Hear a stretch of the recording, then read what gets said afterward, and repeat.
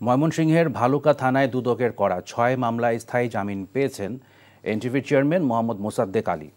আজ ময়মনসিংহের জেলা জজ আদালতে হাজির হয়ে জামিন প্রার্থনা করলে শুনানি শেষে আদালত তা মঞ্জুর করে। জামিন পাওয়ার পর প্রতিক্রিয়ায় এনটিভি চেয়ারম্যান বলেন, রাজনৈতিক উদ্দেশ্যে হয়রানি করার জন্যই তার বিরুদ্ধে সব মামলা করা হয়েছে। সব মিথ্যা মামলায় তিনি খালাস পাবেন বলেও প্রত্যাশা তার। শফি মাহমুদ সাগরকে সাথে নিয়ে রিপোর্ট করছেন হাসান জাবেদ। 2017 সালের ৩রা ও ৪ঠা আগস্ট ময়মনসিংহের ভালুকা থানায় জমি সংক্রান্ত বিষয়ে এনটিভির চেয়ারম্যান মোহাম্মদ মোসাদ্দেক আলীর বিরুদ্ধে ৩টি করে মোট ৬টি মামলা দায়ের করে দুর্নীতি দমন কমিশন দুদক। সেই সময় তিনি দেশের বাইরে ছিলেন।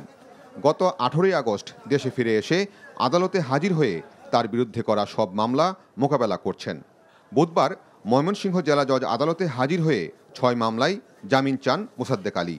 এ সময় এনটিভির ব্যবস্থাপনা পরিচালক মোহাম্মদ আশফাক উদ্দিন আহমেদ সহ বিভিন্ন বিভাগের কর্মকর্তারা উপস্থিত ছিলেন। শুনানি শেষে বিচারক ফারহানা ইয়াসমিন মোসাদ্দেক আলীকে স্থায়ী জামিন দেন। আমি সকল সময় আইনের প্রতি শ্রদ্ধাশীল। আমি দেশে ছিলাম না, সেই জন্যই মামলা হয়েছে, আমি আসতে পারি নাই। আমি আসার সাথে সাথেই আমি সারেন্ডার করেছি, বেল নিয়েছি। এই মামলা সহ আমার বিরুদ্ধে যত মামলা দিয়েছে সবগুলোই হয়রানিমূলক, রাজনৈতিক উদ্দেশ্যপূর্ণভাবে আমাকে হেয় করার জন্য করেছে। কোনো মামলাই আইনগতভাবে চললে আমি মনে করি না আমার বিরুদ্ধে কোনো রায় হবে। আমি সকল মামলাই ইনশাআল্লাহ বিজয় অর্জন করব এবং আমি দেশবাসীর দোয়া চাই।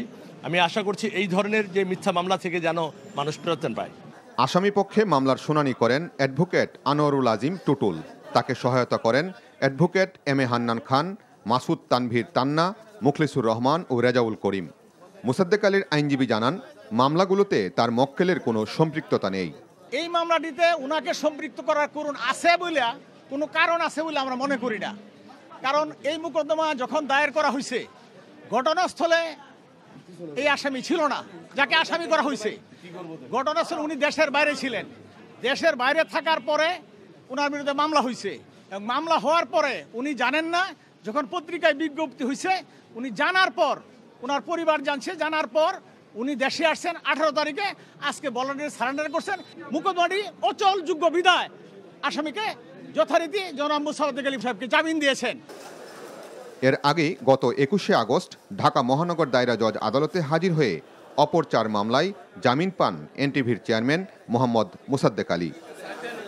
Hasan Jabed, NTV news, Dhaka.